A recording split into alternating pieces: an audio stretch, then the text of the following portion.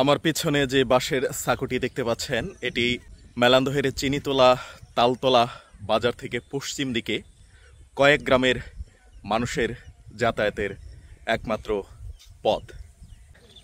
চিনিতলা তালতলা বাজার থেকে এই পথে কয়েক গ্রামের মানুষ, হরিপুর, নাংলা, হরিপুর ভাটিপাড়া, এইসব কয়েক গ্রামের মানুষ, কয়েক হাজার মানুষ এই ভাঙা বাঁশের সাঁকো দিয়ে যাতায়াত করেন।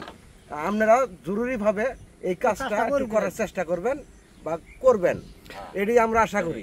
এখন এই যে বর্ষাকাল আসতেছে, পানিতে তো একদম হয়ে যাবো না, আরো বর্ষাকালের জন্য আরো ক্ষতিকর। জুন মাসের 2 তারিখ আজ। দীর্ঘদিন থেকে এদিক দিয়ে একটি ব্রিজ করার জন্যে লেখালেখি হচ্ছে। বিভিন্ন সাংবাদিক ভাইরা, পত্রিকা, টিভি সাংবাদিকেরা এসেছেন, এসে লেখালেখি করছেন, কিন্তু তারপরেও এই ব্রিজটি পাস হয়েছে কিনা আমার জানা নেই। প্রচুর বৃষ্টিপাত হচ্ছে, এদিক দিয়ে পানি জমে যায়, বন্যার সময় এদিক দিয়ে গলা পানি হয়ে যায়। তো এই পথে যাতায়াত করার একমাত্র মাধ্যম হচ্ছে এই ব্রিজ। এই যে দেখুন, স্থানীয়ভাবে জনগণের টাকায় এই ব্রিজ নির্মিত হয়েছে। তো এগুলো ভেঙে গেছে, বাইক নিয়ে এদিক দিয়ে পারাপার অনেক কষ্ট হয়ে যায়। ভাই, আপনার বাড়ি কোন দিকে? এদিকে? আচ্ছা, তাহলে এই ব্রিজটা কি আপনার পাস হয়েছে? হবো কি? এটা তো পাস হয় নাই। তো এই ব্রিজটা তাহলে দরকার না? দরকার মানে তো মনে করেন এখন সকালে, কিন্তু বিকেলে তো মনে করেন হাজার হাজার মানুষ এদিক দিয়ে যাতায়াত করে, এদিকে চিনিতলা যাতায়াত করে এই রাস্তা দিয়ে। আপনার বাড়ি কোন দিকে ভাই?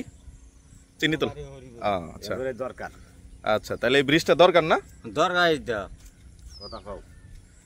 আচ্ছা, যাই হোক, তো আপনি এই বাজারে কেনাকাটা করেন না?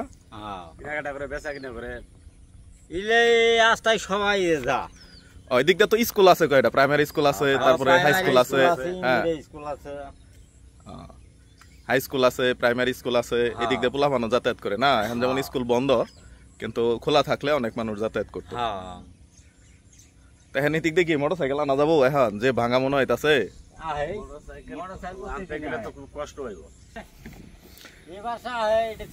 আচ্ছা ঠিক আছে, আমি নিয়ে যাইতেছি।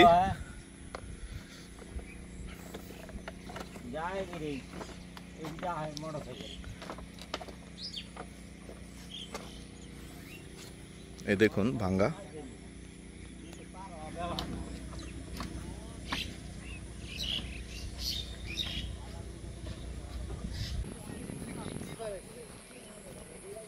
সকালবেলা লোকজনের যাতায়াত কম, বিকেলে যখন বাজার খোলা থাকে আর শিক্ষা প্রতিষ্ঠান যখন খোলা থাকে তখন এই দিক দিয়ে অসংখ্য লোকের যাতায়াত।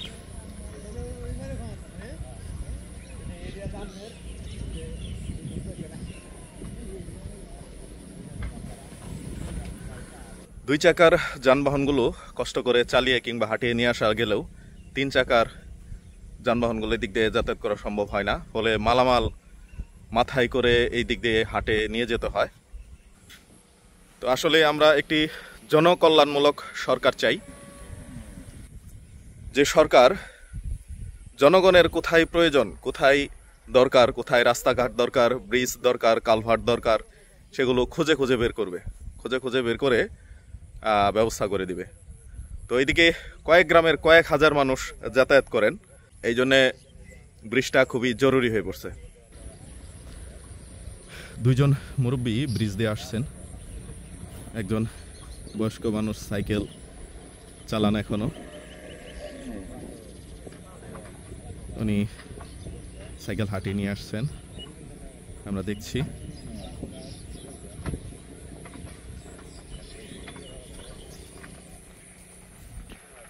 মুরব্বী, এদিক দিয়ে কষ্ট করে আপনারা আসলেন, ব্রিজ হওয়া দরকার না এদিক দিয়ে?